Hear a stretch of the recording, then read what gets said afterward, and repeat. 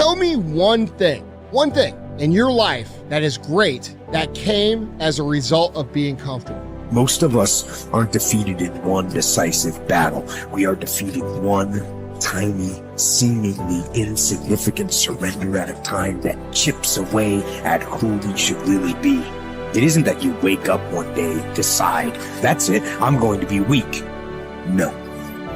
It is a slow, incremental process. It chips away at our will. It chips away at our discipline. Move out of your comfort zone.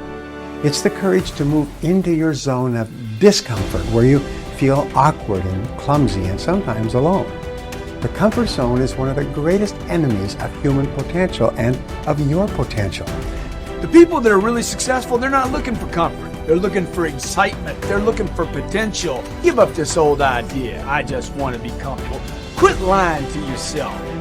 You know you seek more than comfort. So understand that when you're trying to avoid the pain, when you're trying to avoid the struggle, when you're trying to avoid the hard things in life, you are actively choosing to be average. Start putting some pressure on. Put some pressure on yourself.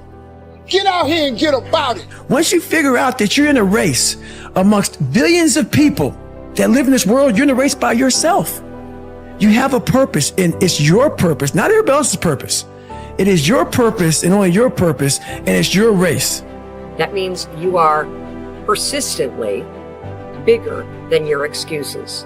You are persistently bigger than feeling lazy. And you are persistently beating the feelings that typically stop you. Stop coming up with excuses. Don't give yourself permission to continue to live a small life. You can't fit a big dream into a small life. Give yourself permission to go for it, to test yourself, to challenge yourself, to live full. When the sun comes up, you've got all the books, you've got all the tapes, you've got all the access. Now it's time to hunt. And what separates you from everybody else is that when it's time to hunt, you're ready to hunt. What I've come to appreciate when you're working on changing your life, changing some bad habit, getting out of addictive situations or relationships, or working to build a dream or making a difference in our society, it's hard. There are going to be all kinds of challenges that we all must face. You cannot live in this world without a challenge. You cannot live in this world without a struggle. Greatness is right on the other side of pain. So what are you running from it for? You say you want to be successful, then push through it. Stop making excuses and go get it. The lack of self-discipline is the major cause of failure, frustration, underachievement, and unhappiness in life. It causes us to make excuses and sell ourselves short. Perhaps the two biggest enemies of success, happiness, and personal fulfillment are first the path of least resistance and second, the expediency factor. The path of least resistance is what causes people to take the easy way in almost every situation. They seek shortcuts to everything. They arrive at work at the last minute and leave at the first opportunity. They look for get-rich, quick schemes and easy money. Over time, they develop the habit of always seeking an easier, faster way to get the things they want, rather than doing what is hard but necessary to achieve real success. The expediency factor, which is an extension of the law of least resistance, is even worse when leading people to failure and underachievement. This principle says people invariably seek the fastest and easiest way to get the things they want, right now, with little or no concern for the long-term consequences of their behavior. In other words, most people do what is expedient, what is fun and easy, rather than what is necessary for success. Every day, and every minute of every day, there is a battle going on inside of you between doing what is right, hard, and necessary, like the angel on one shoulder, or doing what is fun, easy, and of little or no value, like the devil on your other shoulder. Every minute of every day, you must fight and win this battle with the expediency factor and resist the pull of the path of least resistance if you truly desire to become everything you are capable of becoming. And then when you see people take on more responsibility and decide that they're going to aim up and confront their suffering honestly and forthrightly, that their lives get better and the lives of people around them get better too. And so that's very strange as well, because it also means that the pathway to less suffering is through suffering, right? And that would be hopeful if the world was constituted that way. It's like, well, there's suffering. How do you make it worse? Run away. How do you make it better? Confront it. Yeah, but it's suffering. It's like, yeah, but it's there. There it is. It's right there. It's a precondition for existence or something like that. And it's like you have something important to do as well. And you confront it, and that's the pathway to transcending it.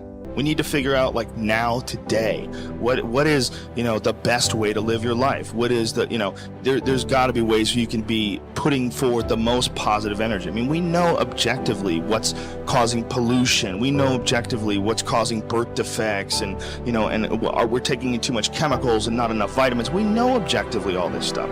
We know how to organize our world, and yet we don't do it. We know how to organize our health, and yet very few people do it. We know all these things. The right path to being a happy, healthy person is to do all the shit that we already know you're supposed to do.